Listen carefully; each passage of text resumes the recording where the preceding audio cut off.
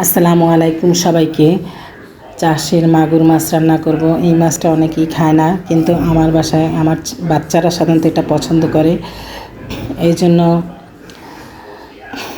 ভালো করে ভেজে নিয়ে রান্না করলে খেতে খারাপ লাগে না। মাগুর মাছ হলুদ মরিচ এবং লবণ মাখিয়ে এবং আলুগুলো মাখিয়ে মশলা মাখিয়ে ভেজে নেব এপিট এপিট করে। এরপর একটা কড়াইতে তেল গরম করে পেঁয়াজ কাঁচামরিচ কুচি দিয়েছি এবং সয়াবিন তেল দিয়েছি এরপর দিলাম 1 চা চামচ রসুন বাটা, হলুদ গুঁড়া 1/2 চা চামচ, মরিচ গুঁড়া 1 চা চামচ,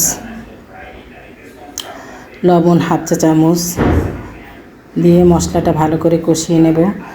দেখেন তেল যখন উপরে উঠে আসবে তখন ঝোল দিয়ে দেব।